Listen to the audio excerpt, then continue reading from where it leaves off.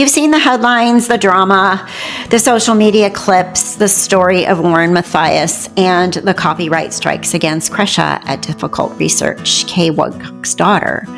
And the recent bombshell statements from Kay Woodcock and Gigi from Pretty Lies and Alibi, that this is not about gossip.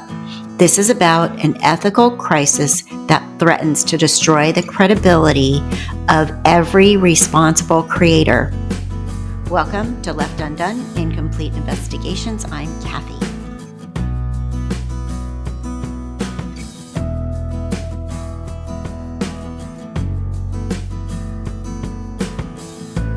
I'm here to tell you that this is not about gossip.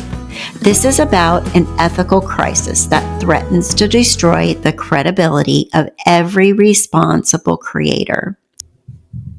You know, to me, this is the ultimate betrayal.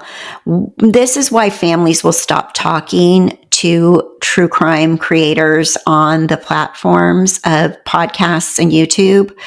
Woodcocks and Matthias became very good friends. There was a trust there, a friendship, a bonding, an appreciation for bringing their story forward.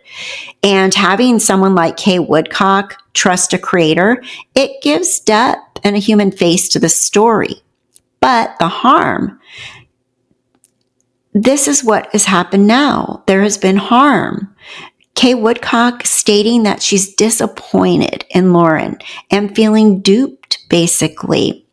You know, when a high-profile creator exploits that trust, allegedly talking badly about victims' families while cozying up to them, it sets a dangerous precedent.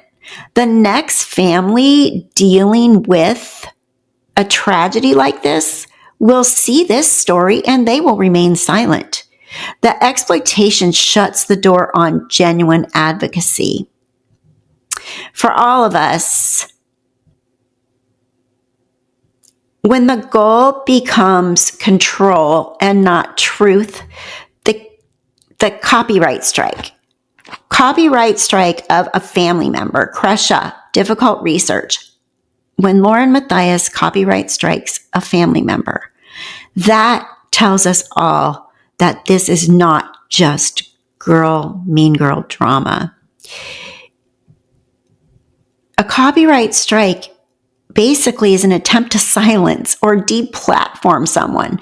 You get so many copyright strikes, you lose your channel.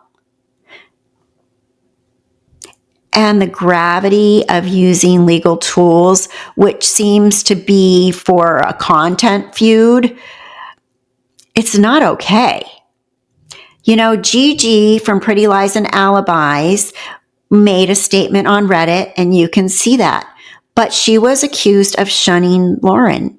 But she clearly said she was not shunning. She chose to walk away from the damage that Lauren was causing her, allegedly saying horrible things about her.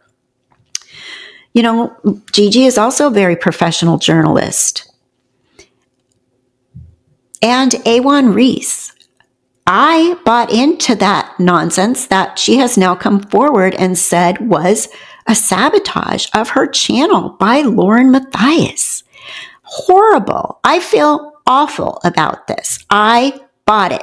I became a flying monkey for Lauren without ever even knowing it, totally believing that Awan did these horrible things. And Awan, I am so proud of you for just walking away. But I heard you say that somehow you feel a little guilty because maybe you could have had this stopped a lot sooner so other people weren't going to be hurt, like Kay, like Kresha. The job of true crime content is to investigate and hold power accountable. When creators are focused on backstabbing, silencing, being critics of each other, and eliminating the competition, they are prioritizing their brand over truth. This is an attack on investigative integrity. the true cost in all this, the threat, the big picture, this is where this toxic behavior makes the genre look like pure trauma. The niche of true crime turns into trauma porn. It uses tragedy purely for profit. Viewers lose faith in the ethics of this medium. They start to assume you, too, me, other creators, are driven by exploitation. We know there's plenty of them out there. And who gets the most views and the most clicks and the most super chats are the creators that stir up drama and cause their own trauma or whatever. I didn't even know there was such a thing until the other day. So I don't want to be part of that. And I don't want to exploit any victims. And this really, really bothers me. So when people say that I should just let this go, this is just girl drama, I find that offensive because I have had my channel for 6 years and I did not put together a true crime channel to make $1 million, to get 300 subscribers. I put it together because I have a friend that was murdered and I feel like there needs to be voices for victims. Voices that are comfortable in an online platform that can create a community of like-minded people that support the victims. We, the ethical creators, as you can see, there's plenty of us right now speaking out on this because we are speaking out because this behavior is an existential threat to our community. Our channels exist to seek justice and advocate for victims.